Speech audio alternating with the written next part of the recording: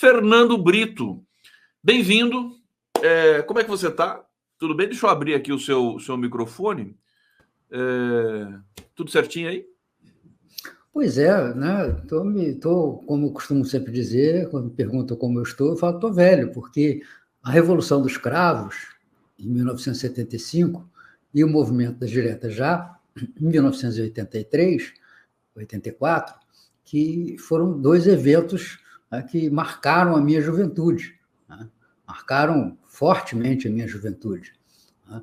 A Revolução dos Cravos foi, talvez, depois de Cuba, né, o evento mais marcante para nós latino-americanos, né, de uma insurreição capitaneada nesse sentido quase que literal, porque foram os capitães do exército português que tomaram a frente do movimento, capitaneada pela esquerda, que conseguiu triunfar. De lá para cá, né, tivemos a Revolução Iraniana, que foi logo dotada de um sentido religioso, e a Nicarágua, que também se perdeu rapidamente no tempo, né? O movimento das diretas, né, ele aí já foi uma participação de militante, né? Um dos meus maiores orgulhos, pode parecer curioso, foi ter participado do comício da Candelária como arquiteto, coisa que eu não sou, evidentemente, né?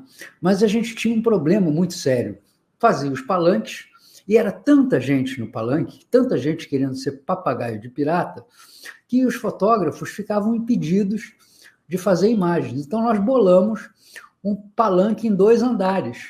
Era um palanque principal, uma espécie de púlpito, grande o suficiente para caberem as inúmeras lideranças políticas que faziam questão de estar ali, né? E um primeiro andar que contornava esse palco principal, destinado à imprensa, onde os fotógrafos conseguiam fazer meio de baixo para cima, mas conseguiam fazer imagens do palanque. E isso funcionou muito bem, né? Você que bolou essa... E nós fizemos parte da comissão organizadora, né? O meu falecido amigo, né, José Pereira de Carvalho Júnior, popularmente conhecido como Billy Davis, porque ele tinha um vozeirão, ele tinha sido crooner de boate na Praça Mauá, né?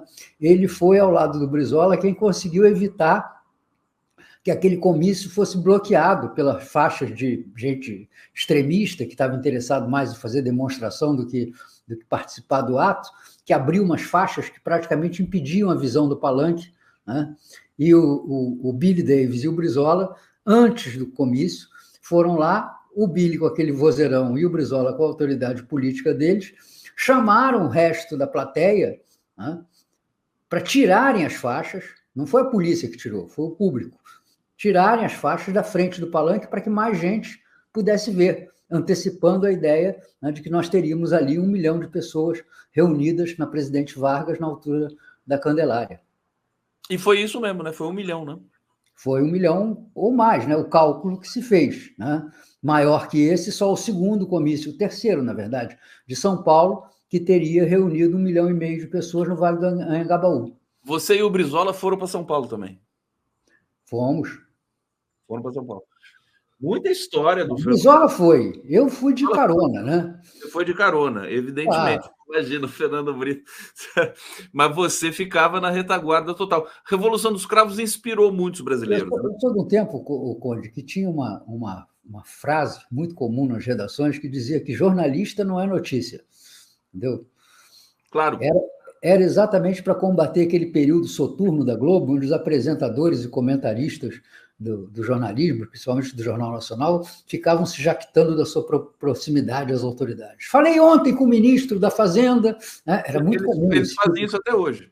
Pois é, entendeu? Então, esse arrotar grandeza não é uma prática que... Fernando, na verdade, nós perdemos um grande jornalista para o Brizola, na década de 80 e 90. Se você não trabalhasse com o Brizola, você seria um jornalista. Perderam vários. Os assessores de imprensa naquela época eram pessoas que tinham princípios.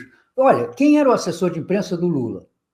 Ricardo Couto. Olha a qualidade de um profissional premiadíssimo.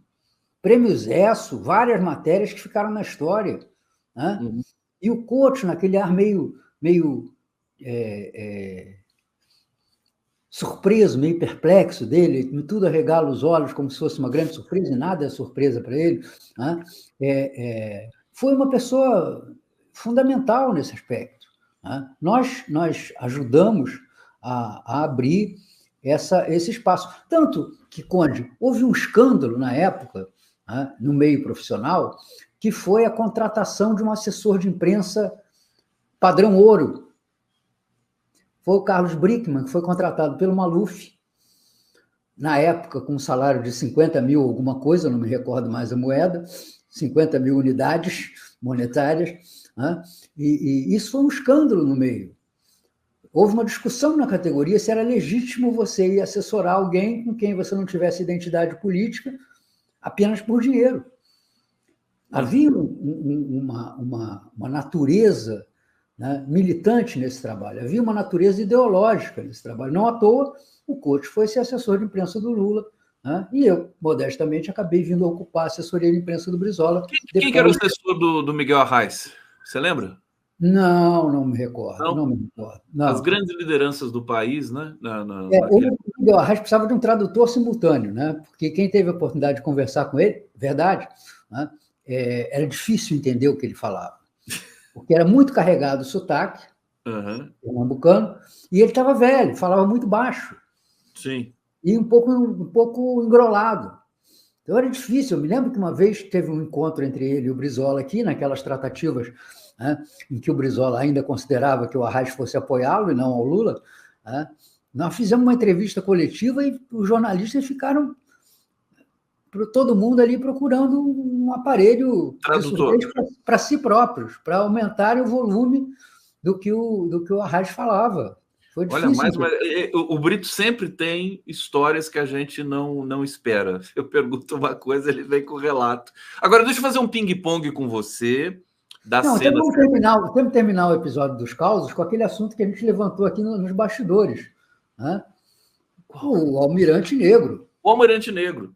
Não, porque, assim, só contextualizar para o público o seguinte, o João Cândido está sendo, vai ser homenageado como herói na Marinha, e o comandante da Marinha não gostou dessa história, ele não quer homenagear o João Cândido.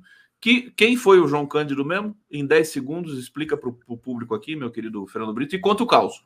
O João Cândido, né, ele foi o líder, né, da revolta da Chibata. Para quem não conhece esse episódio da nossa história, né, a Marinha brasileira, né, muito influenciada pelas tradições da Marinha inglesa, né, aplicava nos seus marujos castigos corporais diante das faltas, né, diante de mau cumprimento das atividades, etc. e tal. Então, além do que, o João Cândido ele se revoltava também contra a falta de qualidade na alimentação para os marujos. Então, eles se sublevaram, né, tomaram vários navios, sobretudo o São Paulo, que era o maior navio da frota brasileira, se fizeram ao largo do Rio de Janeiro, chegaram a bombardear sem atingir alvo nenhum, né, na direção de Copacabana, né, e foram, depois se renderam, foram presos, foram encarcerados, depois foram anistiados, né, e o João Cândido, claro, não conseguia mais trabalhar em lugar nenhum, porque ficou estigmatizado como o líder da revolta, estigmatizado e depois, né, décadas depois, imortalizado também pela música do Aldir Blanc e João Bosco, o mestre-sala dos mares, com o título de Almirante Negro, que fez um monumento nas Pedras Pisadas do Cais. As Pedras Pisadas do Cais foram palco de mais uma discriminação do João Cândido, quando no governo Lula se fez a colocação de uma estátua na Praça 15 do João Cândido, que acabou sendo removida depois para os jardins do Palácio do Catete, porque houve também uma insatisfação da Marinha, já que aquele local na Praça 15 ficava próximo de uma unidade naval. Mas o João Cândido teve, como primeira homenagem na República Brasileira, curiosamente, o personagem Leonel Brizola. O Cândido era gaúcho, de Encruzilhada. Né? E em 1959, veja, portanto, já quase 40 anos depois da revolta da Chibata, né? Ele recebeu, para mitigar os sofrimentos que ele vinha tendo naquela velhice pobre, né? Ele recebeu uma pensão do governo gaúcho dada pelo Leonel Brizola. Isso causou, na época, 1959, isso causou, na época, também outra revolta da Marinha que não queria aceitar isso. E o João Cândido, que você mostrou nessa foto aí, ao lado do filho, ele é aquele senhorzinho de óculos que está no lado esquerdo da foto, né? Ele está exatamente embarcando para receber uma homenagem da Assembleia Legislativa do Rio Grande do Sul, né? Ao lado do seu filho, né? E essa homenagem teve que ser cancelada. E o Brizola teve que viajar às pressas no Estado para não ter, ao mesmo tempo, né, que desafiar, afrontar a Marinha comparecendo ao ato, nem também agravar o Cândido, deixando de comparecer ao ato de comemoração da pensão que ele próprio, Brizola, havia concedido ao Cândido. Né? Então, encontrou-se uma situação intermediária em que Brizola viajou para não ter que estar presente. E, ao mesmo tempo, não estando presente, ter uma outra justificativa para sua ausência. Né? Foi mais um dos episódios e a gente vê que isso continua acontecendo. Em lugar da Marinha dizer que hoje, né, é incompreensível como se pudesse adotar oficialmente aqueles castigos corporais contra os seus marinheiros, prefere, né, continuar tratando o Cândido como um sublevado, um violador da hierarquia e da disciplina, como se isso tivesse sido feito apenas por esporte, não por uma indignação própria do ser humano, quando é maltratado, quando é agredido, quando é ofendido fisicamente, por razões que se perderam no tempo. Foi vítima de racismo, né? Basicamente, também, né? Não, Cândido, não. Vamos reduzir o racismo. Claro, não era contra os marinheiros negros. Era contra os marinheiros. Era por uma questão de posto. Grumetes e marinheiros eram submetidos a castigos corporais. Fossem brancos, fossem mestiços, fossem negros. É claro, né, que, como todos os lugares sociais no Brasil, a maioria era de pardos e pretos. Mas não era basicamente por racismo. Era por posto, era por hierarquia, era por condição militar. Isso era comum. Isso era comum. A Marinha Inglesa tinha essa tradição.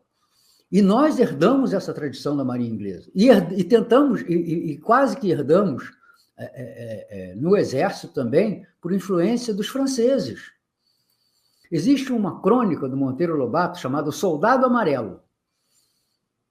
O Soldado Amarelo trata de um homicídio praticado por um soldado pernambucano que servia o Exército Brasileiro e que, diante de uma revista conduzida por um oficial francês, integrante da missão militar francesa, que veio aqui, entre aspas, modernizar o Exército Brasileiro, ao encontrar um botão aberto no dolma desse soldado, agrediu o soldado com uma chibatada, com um rebenque no rosto.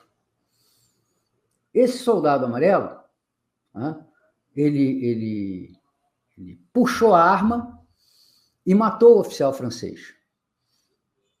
E houve um imenso movimento no Brasil para que a pena desse soldado fosse mitigada, porque constituiu-se numa agressão, numa violência feita em resposta a outra. Então, isso era muito comum no Brasil. Não pense que nós passamos da escravidão em 1888, para a República, em 1889, sem que a República estivesse carregada desse tipo de comportamento, desse tipo de procedimento. Mas vamos voltar aos dias de hoje, porque senão a gente fica preso lá no início do século passado. Exatamente. Vamos aqui. Deixa eu fazer só um checklist contigo, que é o seguinte. Ontem o presidente Lula deu uma coletiva E nós não conversamos depois do ato em Copacabana. Eu queria breves palavras sobre esses dois aspectos, sobre esses dois episódios. O que você achou do ato de Copacabana? O que você achou da entrevista do Lula? Eu achei que o ato foi mais um passo na radicalização do discurso, né? Agora nós temos esse rapaz, Nicolas Ferreira, receitando para o Brasil uma injeção de testosterona, né? Nós temos um problema do Brasil, são hormonais, né? E acho que não deve merecer maior atenção. Foi uma manifestação para os padrões que Bolsonaro costuma realizar em Copacabana, fraca, não teve grande multidão comparada às demais, né? E ressalta, né, que eles continuam na defensiva. Conde, isso não vai passar. Doenças graves não se curam do dia para a noite. Bolsonarismo foi uma doença grave que acometeu o Brasil e nós vamos ter que fazer muito tratamento de recuperação. Nós precisamos exercitar a democracia, precisamos fazer uma espécie de fisioterapia democrática, né, para que nosso organismo volte a funcionar. E faz parte disso, né, dar pouca atenção a esse tipo de espasmo do autoritarismo que a manifestação bolsonarista reflete. Nós não podemos parar a nossa cabeça e botar ela voltada só para examinar o bolsonarismo, né? É como se nós disséssemos, olha, qual é o problema do Brasil hoje? Né? É reformar os tributos, reformar os impostos de maneira que os ricos paguem proporcionalmente mais do que os pobres, ou discutir a saidinha de preso? Parece que discutir a saidinha de preso. Parece que é discutir se vão ser 10, 20 ou 30 gramas o necessário para caracterizar alguém. Aliás, você estava me falando aqui que essas pautas, esses factoides, você lembrou até do César Maia, né, que inventou, que cunhou o conceito de factoide, que eles, por exemplo, ontem a Carolina Detoni aprovou na CCJ um projeto de lei que visa passar para os estados o gerenciamento das armas de fogo no Brasil. E você disse assim, isso é inconstitucional, não vai passar, mas eles fazem para... Fazem, inclusive, também para manter acesa a fogueira de ódio que eles têm ao Judiciário, ao Supremo Tribunal Federal. Mas, Brito, você acha que nós estamos evoluindo? Sempre. Nós sempre estamos evoluindo. É um darwinista. Mesmo quando aparentemente estamos andando para trás, nós sempre estamos evoluindo. Sabe por quê? Porque certas experiências são tão ruins, que no olhar histórico elas se tornam irrepetíveis. Né? O nazismo foi uma coisa tão ruim, tão detestável, tão desumana, tão monstruosa, que é impossível alguém hoje levantar essa palavra, né, como se fosse uma bandeira para unificar quem quer que seja. Eles têm que assumir formas disfarçadas, têm que assumir formas camufladas, né, para a prática de extrema-direita. E assim será com o bolsonarismo do ponto de vista histórico. Mas nós temos que superar isso, e a gente supera isso fazendo o Brasil dar certo, fazendo o Brasil funcionar para a sua população. Questões como o pé de meia, por exemplo, que hoje começou a ser depositado, né, para os estudantes. Questões como a reforma tributária, eliminando impostos na cesta básica e devolvendo os impostos recolhidos na luz e no gás pelos mais pobres. Iniciativas como essa é que são essenciais para o desempenho, para o sucesso do governo. Né? Ninguém criou a expressão economia estúpido, né, do nada. O bom desempenho econômico, que o Brasil tem tudo para ter, apesar das crises mundiais, ele é o caminho para a consolidação desse governo e para a vitória eleitoral em 2026. Não vai haver vitória eleitoral se nós não tivermos ganho de renda, se nós não tivermos queda da inflação, se nós não tivermos elevação dos padrões de vida da pobreza brasileira. Para nós não termos que ficar repetindo notícias como essa que você trouxe do IBGE, dos 64 milhões de pessoas em situação de insegurança alimentar. O que eu percebo é que o governo, parte democrática da sociedade brasileira, tem tentado estabelecer um debate qualificado da sociedade brasileira, mas sempre acaba tendo essa sabotagem que aparece um factoide, a questão do julgamento do 8 de janeiro também. Isso é importante falar também, né? Diga-se de passagem, né? Mas é mais importante discutir a elevação da qualidade de vida do povo brasileiro. Sabe por quê, Conde? Porque essas coisas têm que ser feitas. Se elas forem só colocadas para discussão, elas não acontecem. Vejam, né?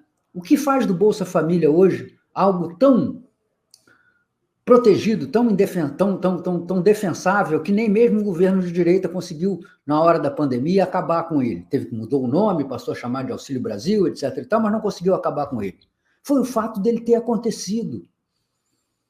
Depois que acontece, depois que ele passa a existir, não existe possibilidade de eliminá-lo. Eu não sei de quem é a frase, mas ela é muito feliz quando diz que quem viu a face da esperança dela não se esquece jamais. É isso que precisa ser feito. É preciso fazer o povo brasileiro ver de novo a face da esperança. Porque é isso que vai dar solidez política ao governo. O resto é marola. O resto é marola. Entendeu? E é preciso, nessa reforma tributária, ter muito cuidado para que as partes mais sensíveis da reforma tributária passem a vigir com o máximo de rapidez possível, para que as pessoas se acostumem a pagar menos imposto naquilo que é essencial para a sobrevivência delas. Porque aí elas não aceitarão que isso retroceda. Esse é o caminho. Caminante não há caminhos. É caminho se hace andar. Essa é a tradução política da frase do poeta latino-americano. Aliás, Antônio Machado, né? Antônio Machado é espanhol, né? É espanhol. O Shalimar da Silva aqui, e achávamos que o malufismo era o pior na política. Tudo pode piorar, hoje é o bolsonarismo.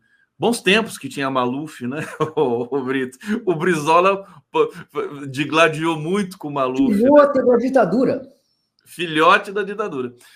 Cristiane Correia Rezende. Não, se o Maluf é filhote da ditadura, o Bolsonaro é o quê?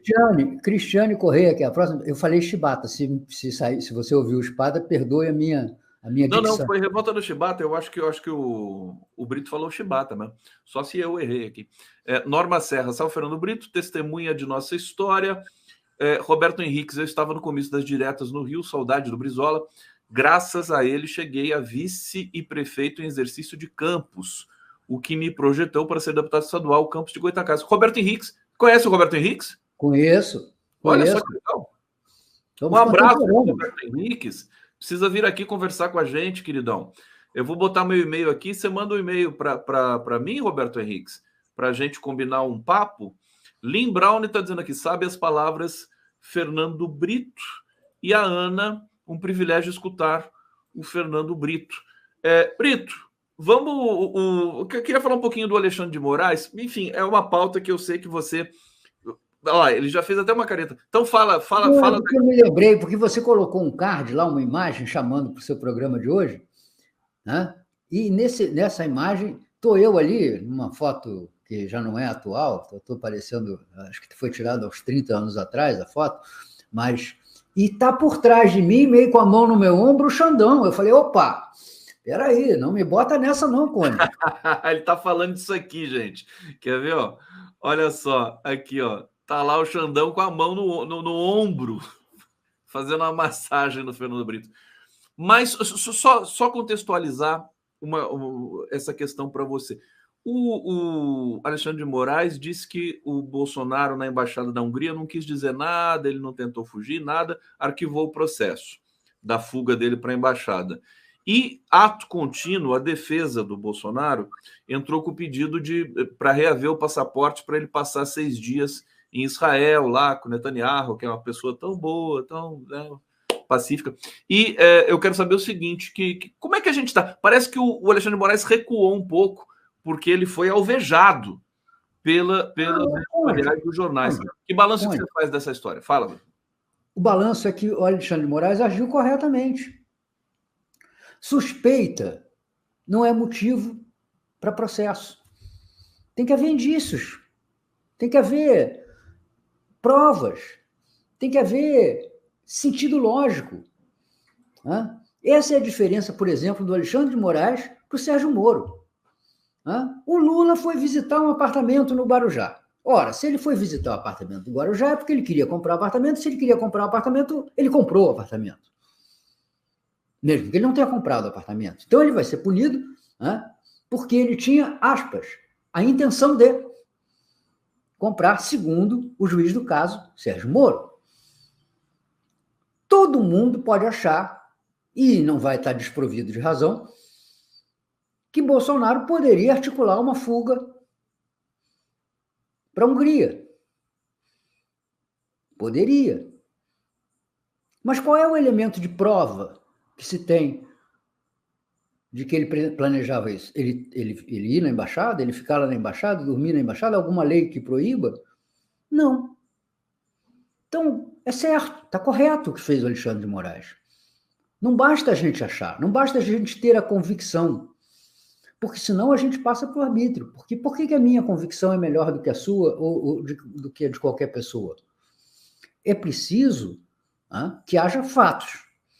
Então, por exemplo, se foi acertada a vinda de um avião do governo húngaro para o Brasil 2 dias depois, ou um dia depois da chegada de Bolsonaro à embaixada, se foram encontrados sinais de que havia um esquema organizado para transportar Bolsonaro para fora do país, bom, aí são fatos.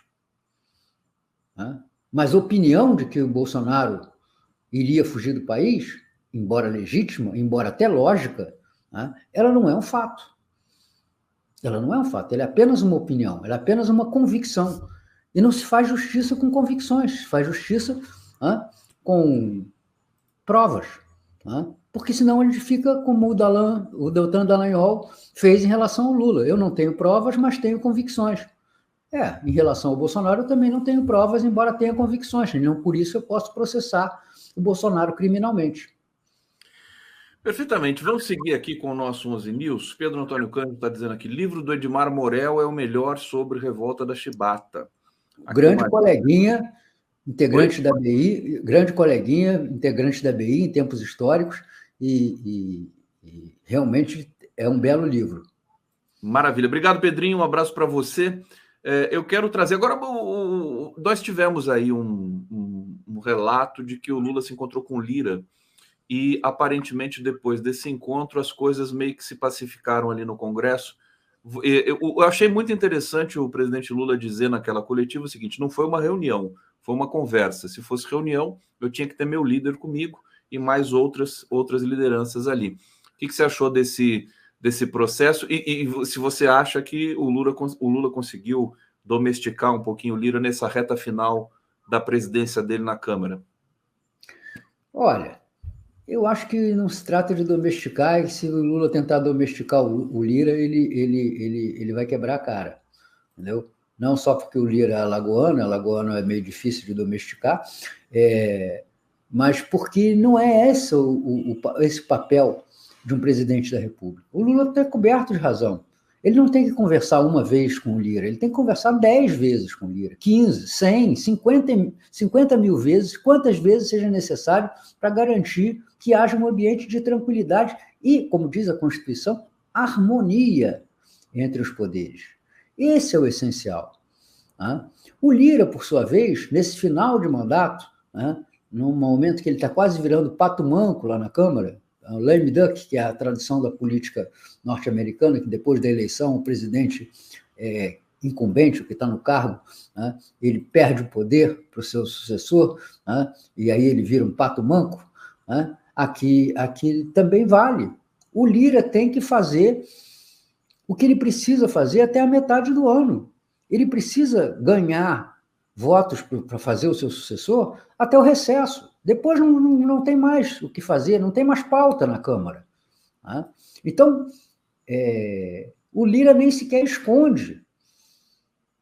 Ontem, ao definir o prazo para a votação da reforma tributária, ele disse que esse ano tem 2 últimos dias do ano, o 31 de dezembro, como é normalmente, e o 17 de julho, que é o dia em que a Câmara entra em recesso.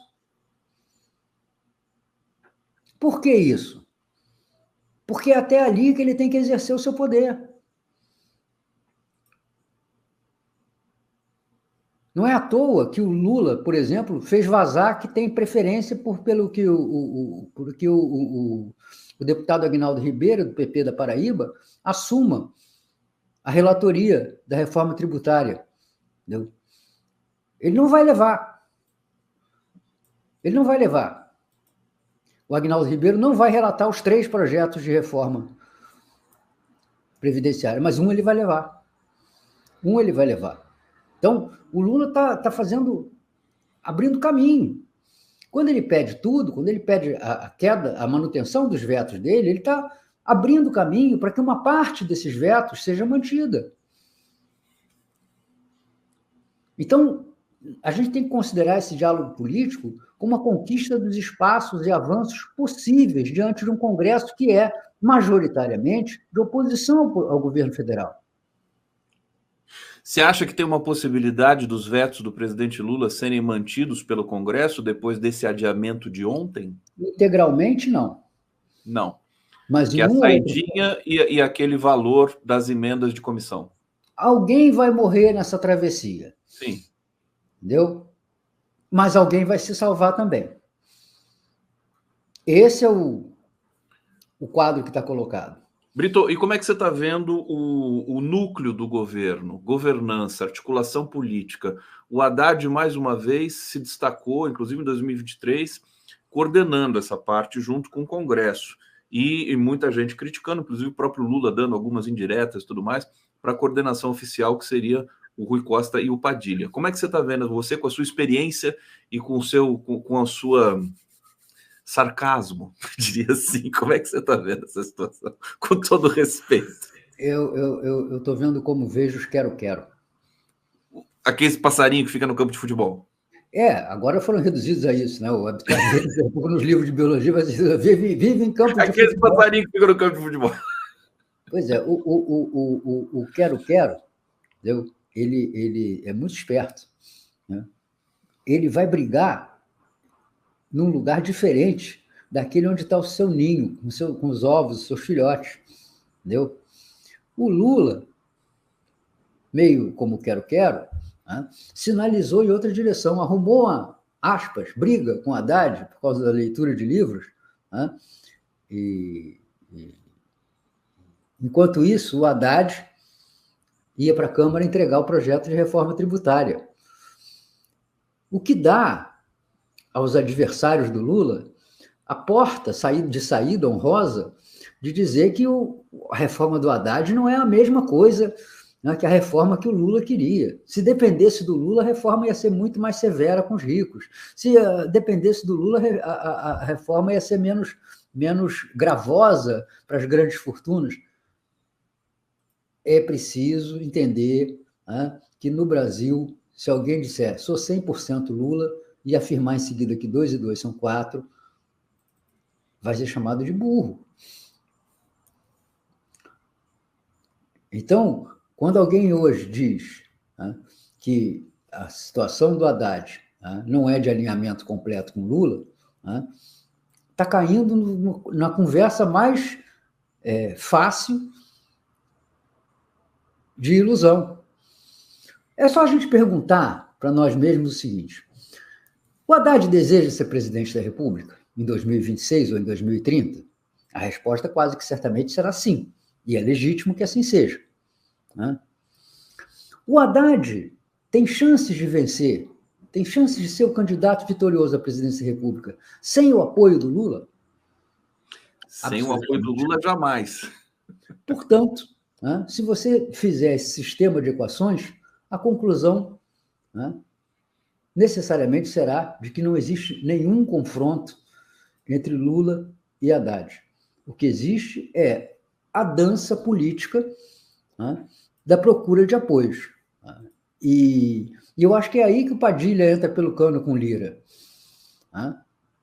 Talvez o Padilha, pela sua própria posição, não possa ficar se exibindo numa posição de algumas discordâncias com o Lula, algumas divergências com o Lula, como o Haddad faz. Brito, para mim, um dos melhores memes que saíram, né, nesses últimos dias é esse aqui. Deixa eu mostrar para vocês. Olha que bonitinho isso aqui, ó. Deixa eu tirar o banner aqui. Para ter mais tempo para articular com deputados e senadores, Fernando Haddad entrega livro que estava lendo para Arthur Lira. Não é uma graça, meu querido Brito?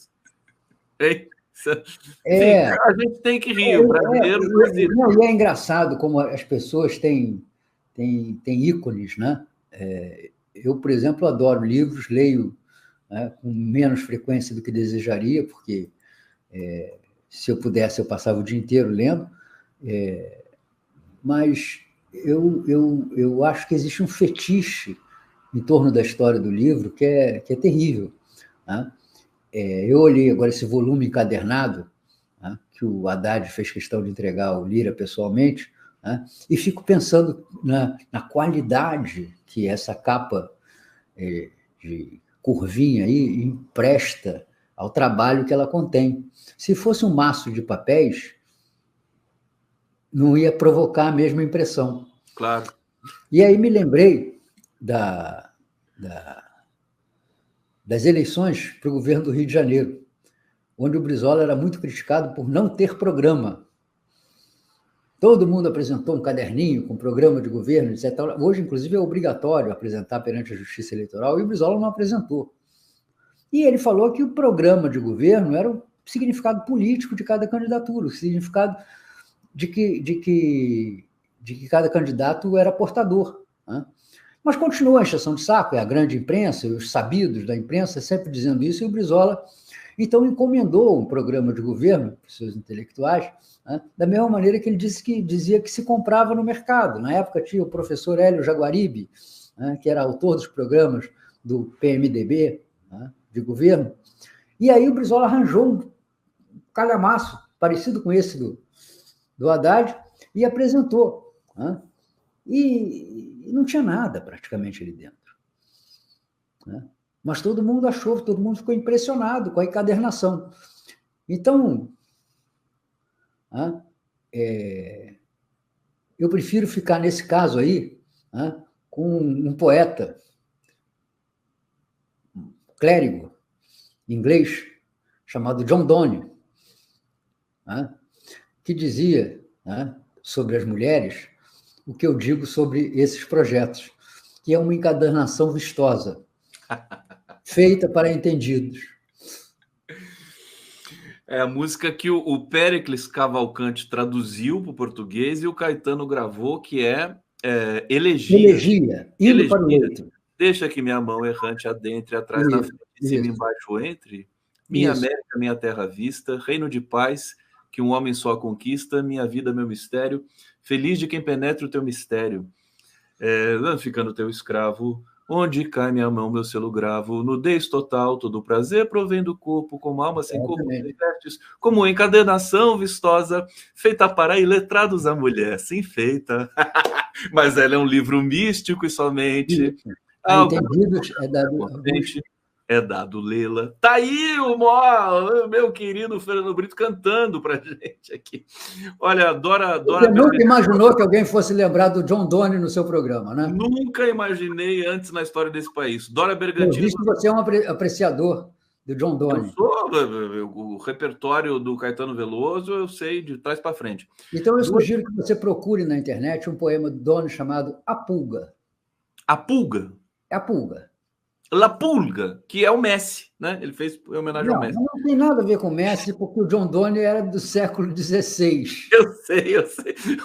Ô, Brito, olha, Dora Bergantini, duas coisas urgentes que são caras ao povo precisam ser feitas: ter estoque regulador para baratear alimentos, resolver com urgência as filas do INSS. Comentário do Brito? Comentário do Brito. Tenho tocado nessa questão do estoque regulador, né, com frequência aqui no programa. Isso é possível, é claro que em algumas áreas não é possível, por exemplo, produtos perecíveis, não é possível você ter estoque regulador, embora você possa também atacar essa faceta da produção com regimes de pré-compra, né, de compra contratada, de compra compromissada, né. A questão das filas do INSS, tá, é um problema crônico chamado perícia médica. Isso é muito grave. Grave porque prejudica as pessoas que estão dependendo disso para receber sua aposentadoria por invalidez ou o seu auxílio-doença. E grave também porque é uma das principais fontes de fraude na Previdência Social. A Previdência Social é uma vaca leiteira para muita gente. e, ao mesmo tempo, ela dá doses bem avaras, bem pequenas e insuficientes para aqueles que realmente merecem, né? Os trabalhadores que se aposentam, que recebem, muitas vezes, correções abaixo do que seria necessário para manter o seu padrão de vida. Então, tem que tomar muito cuidado nisso. É um vespeiro, né? Você tem situações que são muito graves e que foram resolvidas com o tempo, como a questão, por exemplo, da prova de vida, que hoje já não é mais aquele drama que assolou o início do governo Lula, quem não se recorda das filas de idosos na porta da Previdência Social, na época do Ricardo Berzoini, ministro da Previdência, né, para deixarem a sua prova de vida e fazerem jus a continuarem recebendo suas aposentadorias. Então, ela tem completa razão. Tem mais comentários? Tem mais comentários aqui, peraí, deixa eu trazer aqui para você o seguinte. Fernando sempre muito esclarecedor, além de realista. Comentário do Brito? Nenhum, claro, né? Rita Ortiz. Obrigado, Rita. Não, Rita, eu acho que eu não sou muito realista, não. Né? Não é muito tópico. Olha só. Antônio Vieira, eu acho que o Xandão está recuando, não esqueça quem indicou para o STF, foi o Temer, né? Ele, em breve, vai mostrar as garras contra o PT. Olha, existe um risco muito grande de a esquerda ficar endeusando Alexandre de Moraes. Xandodependente. Oi? Xandodependente. Xandodependência, né? Uma coisa complicada, né, Brito? Não acho, não. Não? Não. Ele sempre discorda de mim. Se eu disser alguma coisa que ele vai concordar, ele vai discordar dele mesmo. Não é, Brito? Eu frequentemente discordo de mim mesmo. Se a gente não evolui. Mas eu acho que não. Sabe por quê? Porque o Xandão está mordido. E era para estar mesmo. E faz 3 anos que ele é atacado praticamente todo dia pelo bolsonarismo. Imagina a dificuldade desse homem, né, em deixar passar barato, passar batido, essa questão, por exemplo, da Embaixada da Hungria, que é uma coisa que todo mundo sabe que era realmente para aplanar o caminho para uma fuga do país, mas que não tem prova disso. Que é uma coisa que não pode ser inferida por suposição. Então, eu acho que é difícil. E eu acho que se existe uma coisa da qual não se pode reclamar, é da atividade do Supremo Tribunal Federal no combate aos crimes que foram perpetrados e executados pelo bolsonarismo. Acho que ele está funcionando, a justiça é assim mesmo, lenta, né? Tarda, mas não falha, diziam os antigos, né? Eu acho que está caminhando corretamente essa questão. A gente não pode querer usar ela como propaganda política. Não pode querer tratar isso aí, na base vai logo, condena tudo, não sei o que. Não, porque senão, aí sim nós estamos legitimando a exploração da justiça em processos políticos, como aconteceu no período anterior, né, em relação ao Lula. Perfeitamente, Fernando Brito aqui, Nádia Cerqueira, quanta lucidez nas análises do Fernando Brito, vida longa para esse grande jornalista. Della Costa, essa conversa Lira-Lula não poderia ser pelo apoio ao sucessor de Lira na Câmara? Eu acho que também devem ter falado isso, só que eles não revelaram nada do que falaram, né? Nem revelaram, nem prometeram. Nem prometeram nada. Isabel Reis, Conde, você e Brito na minha varanda e com Lua. Nós vamos... Ô, Brito, vamos combinar? Eu não vou combinar nada. Ele já fala antecipadamente. Já. Eu cheguei na idade que eu deixo as coisas acontecerem. Você é bom de Seresta, Fernando Brito? A cidade de onde vem minha família, Conservatória, no estado do Rio de Janeiro, né, tem uma tradição, porque ela era frequentada, por razões de parentesco, pelo Renato Mursi, da Rádio Nacional, e o Mursi criou em Conservatória essa tradição dos seresteiros. Então, às sextas-feiras, o grupo de seresteiros saía andando pelas ruas de pé de moleque da cidade, tocando violão e cantando, e cada noite de sexta-feira se batizava com uma plaquinha com nome de música a uma casa da cidade. E eu, garoto, não percebia a ironia que havia na casa da minha tia, onde eu ia passar as férias lá em Conservatória, a plaquinha de uma música chamada Preciso Aprender a Ser Só. Tristemente, viraria em muitos momentos da minha vida, realmente um batismo da minha existência. É a música do Gilberto Gil, né? Não. Não? Não. Mas eu preciso aprender a ser só, poder viver sem sentir seu calor e ver que tudo foi um sonho, afinal, eu assim tão só. Fernando Brito cantando aqui no 11 News. Brito, olha só, eu estava preocupado com a Matilde Ribeiro aqui, ex-ministra da Igualdade Racial do presidente Lula, lá atrás, do governo Lula 1 e 2, né, Matilde?